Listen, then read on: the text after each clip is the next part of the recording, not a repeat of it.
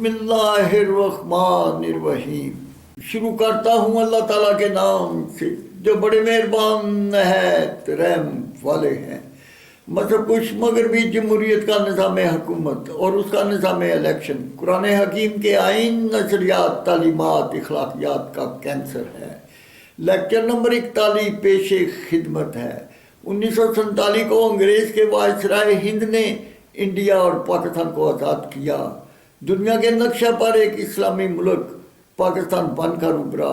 14 اگست 1947 کو اس کے پہلے گورنر جنرل قائد اعظم محمد علی اور پہلے وزیر اعظم لیاقت علی خان بنے. 1948 کو قائد اعظم وفات پا گئے.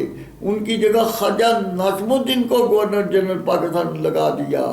1951 کو سازش کے تحت لیاقت علی خان کو قتل کروا دیا. نہ اس کے قتل کا کسی کے خلاف پرچہ درج ہوا، نہ کوئی انکوائری ہوئی، نہ مجرم پکڑا گیا. اس کے بعد خواجہ ناظم الدین گورنر جنرل کو وزیر اعظم اور افسر شاہی کے غلام محمد کو گورنر جنرل پاکستان بنا دیا، جو 1954 تک ملک پر مسلط رہا. 1954 کو فوجی چیف کمانڈر ایوب خان، فوجی کمانڈر سکندر مرزا نے اس سے بالجبر استعفیٰ لیا اور فوج شاہی کے سکندر مرزا کو گورنر جنرل پاکستان بنا دیا، جو 1958 تک اس عہدے پر فائز رہا. 1958 کو ایوب خان نے مارشل لا لگا دیا. 2-3 فوجی کمانڈر رات کے اندھیرے میں اس سکندر مرزا کی خوابگاہ میں داخل کیے، اس کی پٹائی کی، اس سے زبردستی استعفیٰ لیا. 1958 کو اس کو بھی ملک بدر کر دیا. ایوب خان سکندر مرزا کے ذاتی تعلق تھے. ناہید مرزا خاتون اول جو شراب نوشی اور ڈانس کی رسیا تھی، اس نے حکومتی ایوانوں کو ڈانس کلب بنائے رکھا. نصرت بھٹو خاتون اول ناہید مرزا کی قریبی رشتہ دار تھی. اس نے ہی ایوب خان سے مصر بھٹو کو بطور وزیر حکومت کا حصہ بنایا. وہ عمر بھر اس کو ڈیڈی کہہ کر پکارتا رہا. یہ واقعات اس بات کی غمازی کرتے ہیں کہ اسی فوجی چیف کمانڈر ایوب خان، افسر شاہی کے غلام محمد، فوج شاہی کے سکندر مرزا، عدلیہ کے چیف جسٹس منیر، اسلام دشمن شاہی طبقہ کے جتھا نے وزیر اعظم لیاقت علی خان کو قتل.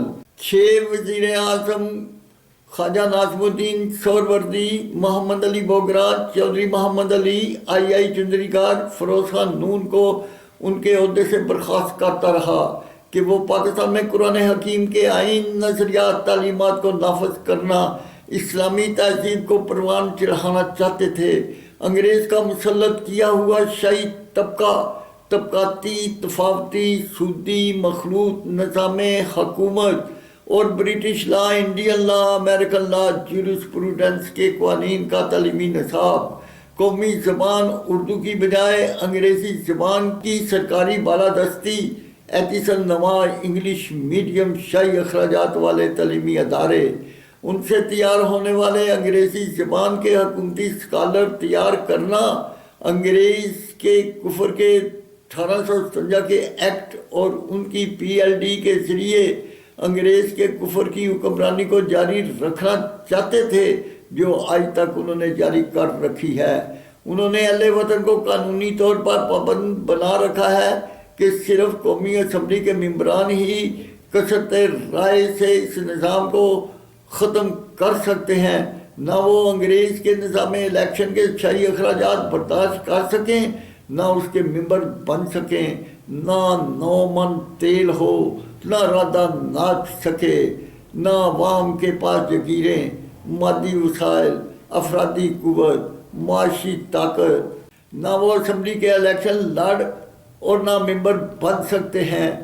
23 کروڑ کسانوں مزدور جن کو صبح کا ناشتہ، دوپہر کا کھانا میسر نہ ہو، شام کو بوڑھے ماں باپ، بیوی بچے بھوک سے بلکتے نظر آئیں، جن کو مکان کے کرائے سے زیادہ بجلی، پانی، گیس کے بل ادا کرنا پڑیں. یہ معاشی سوچیں ان کو کینسر بن کر چمٹ چکی ہوں. ان کا سسک کر مرنا کتنی اذیتوں کا مجموعہ ہے. پاکستان پر انگریز کے وائسرائے ہند کی بجائے فوجی چیف کمانڈر ایوب خان کا 1951 تا 1958 تک افسر شاہی کے غلام محمد، فوج شاہی کے سکندر مرزا کو گورنر جنرل پاکستان لگا کر بالواسطہ حکومت کرنا۔ 1958 کو ایوب خان نے مارشل لا لگایا، فوجی ڈکٹیٹر اور وائسرائے پاکستان اور بلا واسطہ حکمران بن بیٹھا۔ یہ کتنا بڑا ظلم تھا کہ اس نے وزیر اعظم لیاقت علی خان کو قتل، 6 وزیر اعظم کو بالجبر حکومت سے فارغ، سیاست سے بلیک لسٹ اور 2 گورنر جنرل سے بالجبر استعفیٰ لے کر ان کو ملک بدر کرتا رہا۔ سڑکیں، نہریں، ڈیم، کسانوں، مزدور تعمیر کریں۔ آبپاشی اسکیم کے تحت 1,20,00,000 ایکڑ زمین ان کی بجائے کمشنروں، ججوں، جرنیلوں میں تقسیم کرتا رہا۔ اس کے بعد ایوب خان نے جگیردار ٹولہ، پنجاب سے نواب کالا باغ، سرحد سے باچا خان، سندھ سے بھٹو خاندان، بلوچستان سے نواب بگٹی، ملکی غدار ٹولہ کی جگیریں ضبط کرنے کی بجائے ان کو حکومتی ایوان اور ان کی اولادوں کو حکومتی اداروں کی حکمرانی دے کر 1951 تا 1970 تک ایوب خان فوجی چیف کمانڈر، ڈکٹیٹر، انگریز کا وائسرائے پاکستان بن کر حکمرانی کرتا رہا۔ جب عوام جگیردار فوجی ٹولہ شاہی طبقہ کے ظلم و جبر کے خلاف اٹھ کھڑے ہوئے تو ایوب خان نے جان بچانے کے لیے دوسرے قابل اعتماد شرابی، زانی فوجی ڈکٹیٹر یحییٰ خان اور جنرل رانی کے سپرد حکومت کر دی۔ اس نے ملک دو لخت کیا، ایک کا نام بنگلہ دیش، دوسرے کا نام پاکستان رکھ دیا۔ پاکستان کی 1 یونٹ کو توڑا، 4 صوبائی وفاق سینٹ کے حکومتی ٹولہ ان کے شاہی طبقہ کے معاشی قاتلوں کی تعداد بڑھا کر ملک کے وسائل، خزائن، زر مبادلہ کو دہشت گردوں کی طرح لوٹنا جاری کر دیا۔ جگیردار فوجی حکومتی ٹولہ شاہی طبقہ کے گھر شہنائیاں، 23 کروڑ کسانوں، مزدوروں کے گھر صف ماتم بچھ گئی۔ چوتھے امریکہ نواز فوجی ڈکٹیٹر پرویز مشرف، اس کے فوجی درندوں نے نواز شریف کی منتخب حکومت کو فوجی گن پن پر ختم کیا۔ امریکہ کے اتحادی ممالک کو افغانستان پر حملہ کرنے کے لیے پاکستان حوالے کر دیا۔ انہوں نے بہترین افواج، جنگی جہازوں، ڈیزی کٹر بمبوں، ریموٹ کنٹرول ڈرون جہازوں کی جدید اسلحہ کی فوجی چھونی بنا لیا۔ امریکہ، اس کے پاکستان دشمن اتحادی ممالک کی افواج، ان کے علاوہ انڈیا کی راہ، اسرائیل کی مساعد، امریکہ کی بلیک واٹر جیسی ملک دشمن خفیہ ایجنسیوں نے مل کر افغانستان کے 7 لاکھ مرد و زن کا قتال، 3-4 لاکھ کو معذور اور 90,000 پاکستانی کا قتال کر کے رکھ دیا۔ پاکستان 10 سال تک حالت جنگ میں رہا۔ بڑے بڑے ملکی، غیر ملکی تاجر اپنا سرمایہ لے کر دوسرے ممالک چلے گئے۔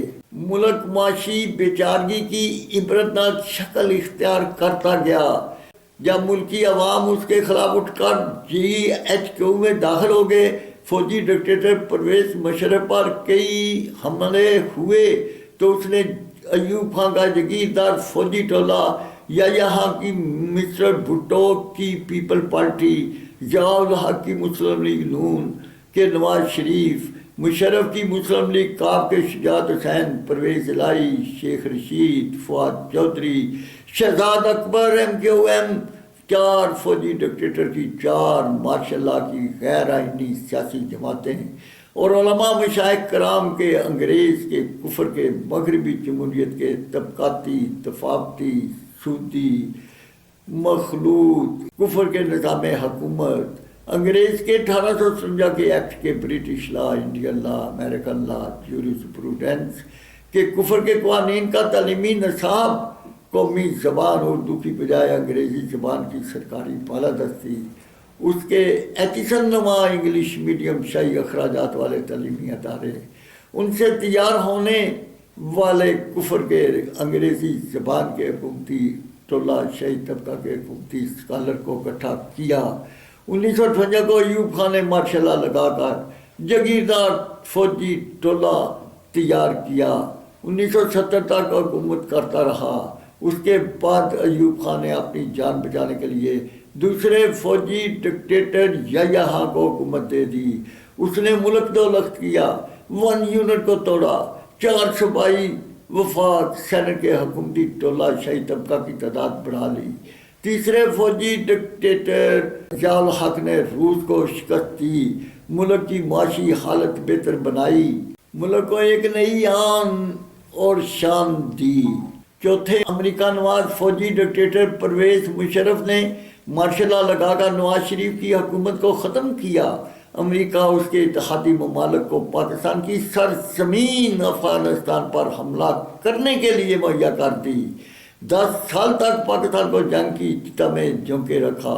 اس نے NRO کے قانون کے تحت معاشرتی دینی قتال کے جرائم اور مارشل لا کے مجرموں کو معاف، 51% حقوق نسواں کے نام پر حکومتی ٹولہ شاہی طبقہ کی مستورات کو حکومتی ایوان ادارے مہیا کر دیے.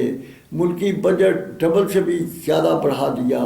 1951 سے لے کر آج تک ان فوجی ڈکٹیٹرز کے 23 کروڑ فرزندان اسلام کے معاشرتی دینی قتال کو نہ کوئی روک اور نہ ختم کر سکا.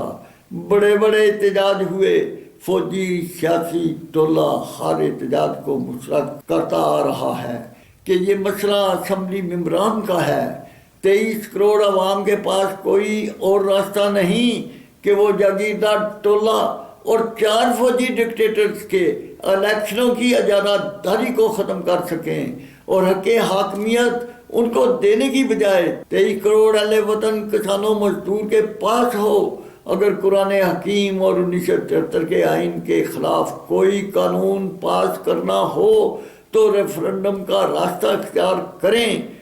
چیف جسٹس سپریم کورٹ، صدر پاکستان، وزیر اعظم، فوجی چیف کمانڈر، پاکستان کی شاہی تنخواہوں کا نظام ختم کرنا، 23 کروڑ عوام اور ان حکمرانوں کو پبلک ٹرانسپورٹ مہیا کرنا، ملک میں اعتدال و مساوات، عدل و انصاف کو نافذ کرنا ہوگا. یا اللہ، اہل وطن کو، پاکستان کو سردار انبیاء صلی اللہ علیہ وسلم کے شہر مدینہ جیسی ریاست بنانے کی توفیق عطا فرما. آمین ثم آمین.